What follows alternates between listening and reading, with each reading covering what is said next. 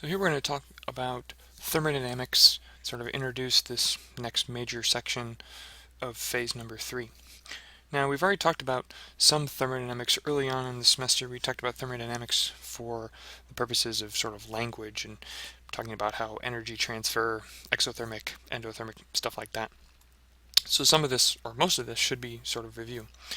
So we defined a long time ago a thing called delta H, which was technically the enthalpy of reaction, which was defined as the heat of reaction at constant pressure.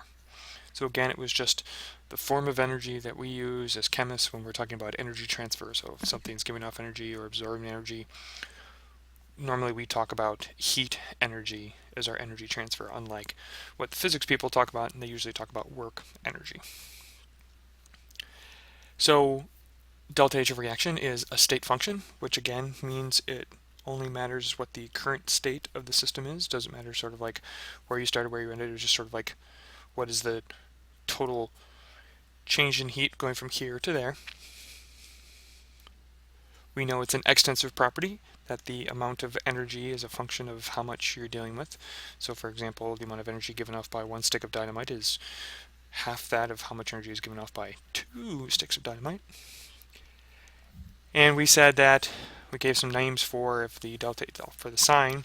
If delta H is less than 0, that was an exothermic reaction, so the system was giving off energy. And if delta H was greater than 0, we called that an endothermic reaction. And we also talked about how the units of energy are joules, which you need to remember is a kilogram meter squared per second squared. And that lastly, all chemical reactions have a associated balanced chemical equation. Now this is a new one because we haven't talked about balanced chemical equations up until now, but all delta H's have an associated balanced chemical equation. And the reason that is because of this part right here, is that it's an extensive property and it depends on how much we have. So we have to have an agreement as to how much energy it is. So here is a balanced chemical equation and an associated delta H with it. So this is the combustion of propane in the presence of oxygen to form carbon dioxide and water. And the delta H is minus 2041 kilojoules. In some textbooks you'll see kilojoules over moles, kilojoules per mole. I generally don't do that because of what it implies. What you need to understand is that when we talked about balanced chemical equations and how this is a 1 to 5 to 3 to 4 molar ratio, for every 5 moles of oxygen that burn, we have 3 moles of carbon dioxide, and we've done stoichiometric calculations associated with that.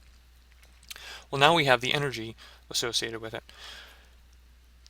And so again, the delta H is associated with this balanced chemical equation. So what this basically says is for every 1 mole of propane that burns, minus 2041 kilojoules of energy are given off. Or for every 5 moles of oxygen that are consumed in this reaction, minus 2041, or for every 3 moles of carbon dioxide for every 4 moles of water. We used our stoichiometric factors, the 1, the 5, the 3, and the 4, to sort of change between moles of this and moles of that.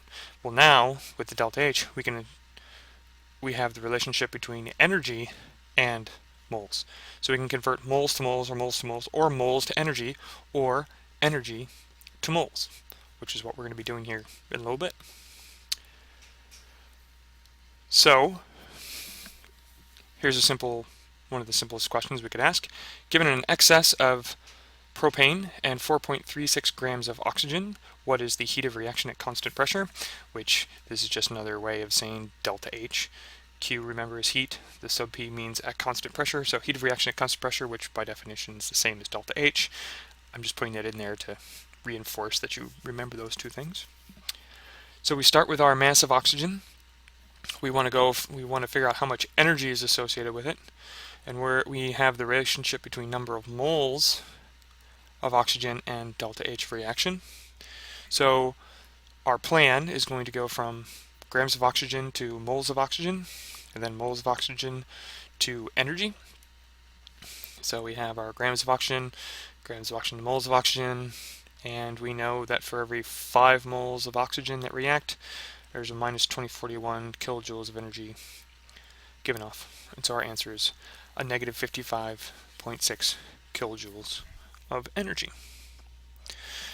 Now, what else?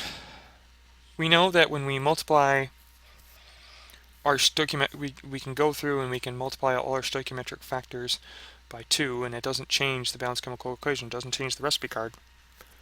But the amount of energy given off or absorbed by a system will be affected when we multiply all those stoichiometric coefficients. This is why delta H is associated with a balanced chemical equation. So if I multiply all the stoichiometric factors by 2, so 2, 10, 6, and 8, the thing that we have to do to the delta H is we have to essentially double it. The easiest way of remembering that is a simple combustion reaction. If I double the amount of my combustible gas, obviously I'm going to double the amount of energy given off by the reaction. What if we reverse the reaction? What if we, so this is just taking this chemical reaction that we have and reversing it. So the way we remember this is the first law of thermodynamics. The energy in the universe cannot be created or destroyed. So if we reverse the reaction and go back to where we were, the delta H will be negative. So the delta H of this reaction, where we double everything, is 2 times that, so negative 4082. And the delta H of this reaction, which is simply the reverse, would be a positive 2041. So how do we actually measure these enthalpies of reactions, the heat of reaction at constant pressure? Well, let us consider an exothermic reaction where we have the system sort of dumping energy to the surroundings. Usually we're trying to figure out something about the system, so how much energy is given off in a particular reaction, and of course all that energy is going into the surroundings, and so what we want to do is sort of measure how much energy goes into the surroundings. Well, remember what the surroundings is. The surroundings is the rest of the universe except for the system. So putting a thermometer on the dark side of the moon is kind of difficult, so what we want to do is we just want to sort of limit the surroundings or confine where the heat goes or comes from. And so what we're going to do is use what is commonly referred to as a calorimeter, which is essentially an insulated thing that will insulate only part of the surroundings, the part that we're going to pay attention to, and then we can essentially ignore the rest of the universe. The easiest way of thinking about this is a thermos. I take a thermos, I fill it with hot water, the inside of the thermos absorbs some of that heat, and then but it's insulated such that the outside of the thermos doesn't get warm. I put something very cold into a thermos, the inside of the thermos gets cold, and the outside of the thermos, because it's so well insulated, doesn't change its temperature. So I can run a reaction sort of inside my thermos and sort of monitor what happens. Sort of a practical aspect, or sort of here's another picture of it's called a calorimeter. Here we have, so this is what's known as a bomb calorimeter. And so we have a steel container that's sealed, and inside of a large container of water, so it's sort of sealed in a bucket of water. And then we have some wires going down, and if we sort of set off the wires and sort of set off an ignition source, and we sort of like burn the compound in question, so we get some heat out of it. Burns, generates some energy, and that energy sort of heats up the steel container and then heats up the water around it. And then of course the water is insulated. And so what happens is the water then increases in temperature. And we know how much energy how much it takes to heat a sample of water by a certain temperature. And so we can determine, oh, okay, so I have a kilogram of water, for example, and the amount of energy in that kilogram of water went up by, say, 5 degrees Celsius. Well, I know how much energy is absorbed by a sample of water for every 1 degree Celsius that it goes up. So I can calculate how much energy was absorbed by the water in the sort of blue container around it.